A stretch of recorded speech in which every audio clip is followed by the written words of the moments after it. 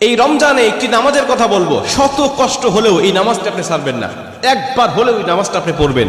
নবীজি এই নামাজের এত গুরুত্ব দিতেন, নবীজি বলেছেন জীবনে একবার হলেও তুমি এই নামাজটা পড়বে। এই হাদিসটি ইবনে মাজাহ শরীফের, তিরমিজি শরীফের এবং আবু দাউদ শরীফের 1297 নম্বর হাদিসের মধ্যে এই হাদিসটা বর্ণনা হয়েছে এই নামাজের কথা। নবীজি তার চাচা আব্বাস রাদিয়াল্লাহু তাআলা আনহুকে ডাক দিয়ে বলছেন, চাচা আমি আপনাকে এমন একটি নামাজের কথা বলছি, এই নামাজটা আপনি প্রতিদিন একবার হলেও আপনি আদায় করবেন। চাচা যদি প্রতিদিন সম্ভব না হয়, অন্তত সপ্তাহে একবার হলেও আপনি নামাজটা পড়বেন। যদি সপ্তাহেও সম্ভব না হয়, তাহলে আপনি মাসে অন্তত একবার এই নামাজটা আদায় করবেন। চাচা যদি মাসেও আপনার পক্ষে কষ্টকর হয়ে যায়, বছরে একবার পড়বেন। যদি বছরেও না পারেন, জীবদ্দশায় অন্তত একবার হলেও নামাজটা পড়বেন। কারণ এই নামাজটা এত পাওয়ারফুল নামাজ। এই নামাজটা আদায় করার কারণে আপনার প্রকাশ্যে অপ্রকাশ্যে যত গুনাহ করেছেন, আপনার ইচ্ছায় অনিচ্ছায় যত গুনাহ করেছেন, আপনার অতীত জীবনে যত গুনাহ করেছেন, সব গুনাহ আল্লাহ আপনাকে ক্ষমা করে দেবে।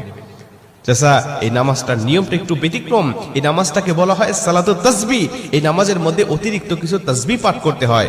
সুবহানাল্লাহ, আলহামদুলিল্লাহ, লা ইলাহা ইল্লাল্লাহ, আল্লাহু আকবার, এই চারটা তাসবিহ একত্রিত করে সুবহানাল্লাহি ওয়াল হামদুলিল্লাহি ওয়া লা ইলাহা ইল্লাল্লাহ আল্লাহু আকবার, এই তাসবিহগুলো, এই বাক্যগুলো এখানে পাঠ করতে হয়। 4 রাকাত বিশিষ্ট এই নামাজ সালাতুত তাসবিহ 4 রাকাত পড়তে হয় এক নিয়তে। 4 রাকাত নামাজে প্রতি রাকাতে 75 বার করে করে মোট 300 বার এই তাসবিহটা পাঠ করতে হয়। সুবহানাল্লাহি ওয়াল হামদুলিল্লাহি ওয়া লা ইলাহা ইল্লাল্লাহু আল্লাহু আকবার, এই তাসবিহটা, এই দোয়াটা 75 বার করে করে প্রতি 4 রাকাতে মোট 300 বার করে আপনি পাঠ করবেন। কি নিয়মে পাঠ করবেন আমি আপনাকে নিয়মটা শেখাচ্ছি। আবু দাউদ শরীফের 1297 নম্বর হাদিসের মধ্যে যে নিয়মটা এসেছে, আমি এই নিয়মটা আপনাকে শেখাচ্ছি। আমাদের সমাজে আর বেশ কিছু মানুষ বেশ কিছু নিয়ম বলে, কিন্তু আমি আপনাকে হাদিস থেকে সরাসরি নিয়মটা জানাচ্ছি। এটা আপনি রেকর্ড করে নেন, খাতা কলম থাকলে লিখে নেন। প্রয়োজনে এটা যেহেতু সোশ্যাল মিডিয়াতে যাবে, ফেসবুক ইউটিউবে যাবে, এটা আপনি সেভ করে নিজ আইডিতে শেয়ার করে রেখে দিবেন, যাতে আপনিও শিখতে পারেন, অন্য মানুষকে শিখাতে পারেন। আপনার শেখানোর কারণে কেউ যদি নামাজটা আদায় করতে পারে, ও যে সওয়াবটা অর্জন করবে, সওয়াবের একটা অংশ আল্লাহ আপনার আমলনামায়ও দান করবে। এজন্য এগুলো মানুষের কাছে ছড়িয়ে দিবেন যত সম্ভব হয়।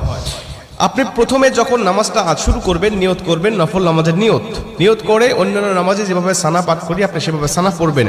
অন্যান্য নামাজে যেভাবে সূরা ফাতিহা পড়ি ওভাবে সূরা ফাতিহা পড়বেন। অন্যান্য নামাজে সূরা ফাতিহার পরে যেভাবে সূরা মিলান ওইভাবে সূরা মিলাবেন।